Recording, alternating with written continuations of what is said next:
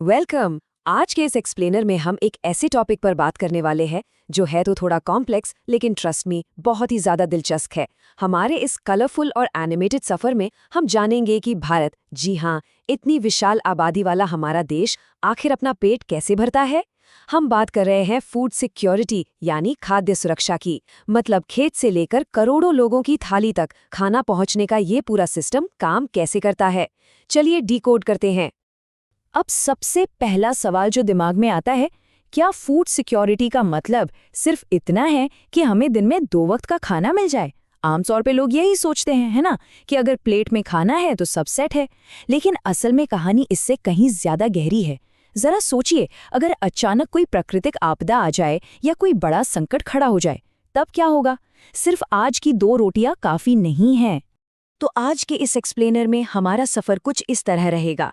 हम शुरुआत करेंगे फूड सिक्योरिटी के असली मतलब से, फिर देखेंगे कि ये इतना जरूरी क्यों है, और इसके बाद उन लोगों की पहचान करेंगे जिन पर इसका सबसे ज्यादा असर पड़ता है।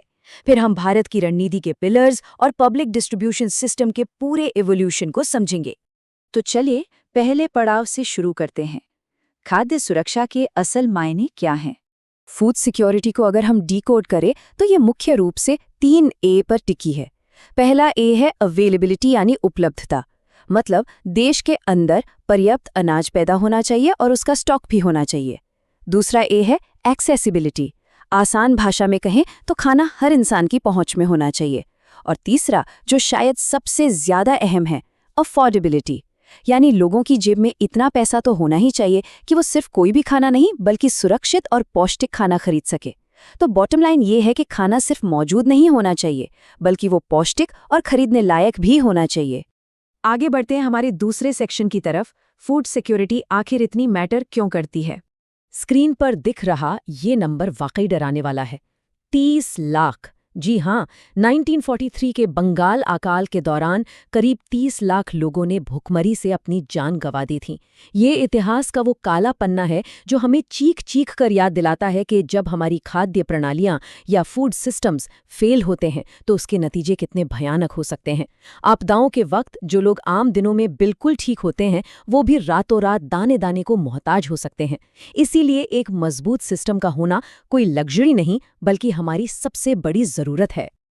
अब आते हैं सेक्शन 3 पर, आइडेंटिफाइंग द वल्नरेबल। मतलब उन लोगों की पहचान करना जो सबसे ज्यादा खतरे में हैं। तो आखिर ये लोग हैं कौन? इनमें सबसे ऊपर आते हैं भूमिहीन खेतीहर मजदूर, दिहाड़ी पर काम करने वाले लोग, और वो माइग्रेंट्स जो काम की तलाश में अपना घर छोड़ते हैं। लेकिन जो बात सच में चौंकाने वाली है वो ये कि गर्भवती महिलाएं, स्तनपान कराने वाली माताएं और छोटे बच्चे भी इसका बहुत बड़ा शिकार होते हैं। एक अनुमान के मुताबिक करीब 11 करोड़ महिलाएं और बच्चे इस हाई रिस्क कैटेगरी में आते हैं। जरा सोचिए, और यहाँ सिर्फ पेट भरने की बात नहीं हो रही है, उन्हें सही न्यूट्रिशन की सख्त जरूरत होती है। इसी से जुड़ा एक और बहुत ही क्रिटिकल कॉन्सेप्ट है। भूखमरी भी ना 2 तरह की होती है, क्रॉनिक हंगर और सीजनल हंगर। क्रॉनिक हंगर एक लगातार चलने वाली लड़ाई है।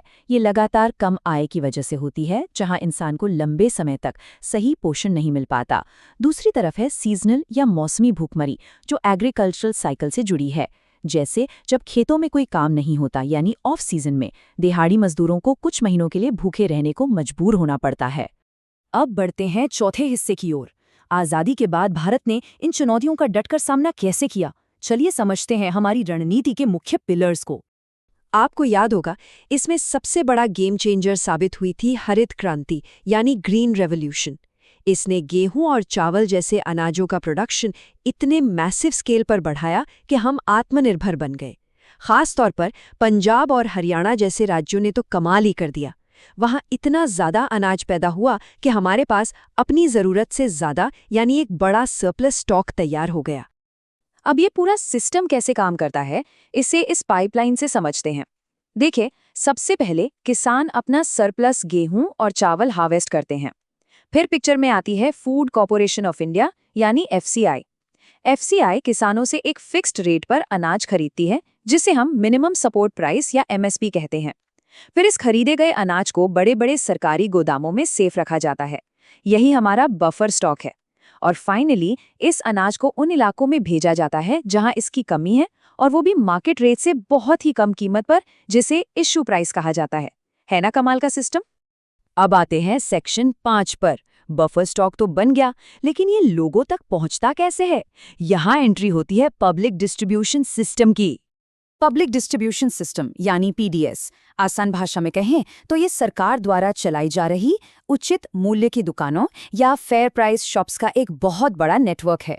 हम इन्हें अक्सर राशन की दुकान भी कहते हैं। इनका मेन काम यही है कि जो अनाज हमने बफर स्टॉक में जमा किया है वो पहचान किए गए गरीब परिवारों तक भारी डिस्काउंटेड रेट्स पर पहुंचे। इसी से तो जमीनी स्तर पर गरीबी और भुखमरी को कंट्रोल किया जाता है। अब ये कैसे तय होगा कि किसे क्या मिलेगा? इसके लिए राशन कार्ड्स को 3 हिस्सों में बांटा गया है। सबसे पहले है अंत्योदय कार्ड, जो एकदम पूरेस्ट ऑफ द पुअर यानी गरीबों में भी सबसे गरीब परिवारों के लिए होते हैं। फिर आते हैं बीपीएल कार्ड, जो उन परिवारों को दिए जाते हैं जो गरीबी रेखा के नीचे आते हैं। और तीसरे हैं एपीएल कार्ड, जो गरीबी रेखा से ऊपर वाले परिवारों के लिए होते हैं। इस तरह ये सिस्टम मेक श्योर करता है कि जिसे सबसे ज्यादा जरूरत है उसे सबसे पहले मदद मिले। चलिए अब हमारे आखिरी सेक्शन यानी इस सिस्टम के इवोल्यूशन और इसके इम्पैक्ट पर नजर डालते हैं। अगर हम इसके इतिहास को देखें तो 1992 तक पीडीएस एक यूनिवर्सल सिस्टम था, मतलब सबके लिए। फिर 1992 में इसे रिवैम्प्ड पीडीएस में बदला गया, जिसका फोकस दूर दराज और पिछड़े इलाकों पर था। 1997 में एक और बड़ा बदलाव आया, टारगेटेड पीडीएस के रूप में, जिसने अपना पूरा ध्यान सीधे गरीब तबके पर लगा दिया। और फिर आया साल 2013, जब नेशनल फूड सिक्योरिटी एक्ट ने इस पूरी व्यवस्था को एक स्टेप और आगे बढ़ाकर इसे लोगों का कानूनी अधिकारी बना दिया। एक बहुत बड़ा शिफ्ट। स्क्रीन पर जो आप ये 2 रुपए देख रहे हैं ना, ये कोई मामूली अमाउंट नहीं है। साल 2000 में शुरू हुई अंत्योदया अन्न योजना ने सच में ग्राउंड पर जादू किया है। इसके तहत समाज के सबसे गरीब परिवारों को सिर्फ 2 रुपए किलो के हिसाब से गेहूं दिया जाता है। लिटरली सिर्फ 2 रुपए। ये इस बात का सबसे बड़ा सबूत है कि अगर पॉलिसी सही हो तो सबसे गरीब इंसान के लिए भी खाना अफोर्डेबल बनाया जा सकता है। और अगर हम इस 2013 वाले नेशनल फूड सिक्योरिटी एक्ट के स्केल की बात करें तो फिगर्स माइंड ब्लोइंग हैं। ये कानून हमारी 75% ग्रामीण आबादी और 50% शहरी आबादी को सस्ते अनाज का कानूनी अधिकार देता है। जरा सोचिए, इतनी विशाल आबादी को कवर करना ये पूरी दुनिया की सबसे बड़ी खाद्य सुरक्षा पहलों में से एक है। तो इस पूरी चर्चा का सार क्या है? हमारे इस 2 पिलर सिस्टम बफर स्टॉक और पीडीएस के फायदे एकदम साफ हैं। पहला, ये बाजार में अनाज की कीमतों को अचानक बढ़ने से रोकता है। दूसरा, प्राकृतिक आपदाओं के वक्त ये बड़े पैमाने पर भुखमरी और अकाल को टाल देता है।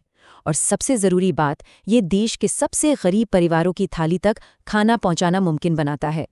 खैर, अब हम अपने इस एनिमेटेड एक्सप्लेनर के बिल्कुल आखिर में आ गए हैं। हमारे पास अनाज के इतने विशाल गोदाम हैं और उसे बांटने का इतना शानदार डिस्ट्रीब्यूशन नेटवर्क भी है। लेकिन फिर भी एक सवाल जो दिमाग में आता ही है, इतनी बम्पर पैदावार और मजबूत सिस्टम होने के बावजूद भारत के हर एक कोने से क्रोनिक हंगर यानी दीर्घकालिक भुखमरी को हमेशा के लिए मिटाने के लिए हमें और किन नए इनोवेशंस की जरूरत है? आखिर वो मिसिंग पीस क्या है? इस सवाल पर जरूर सोचिएगा।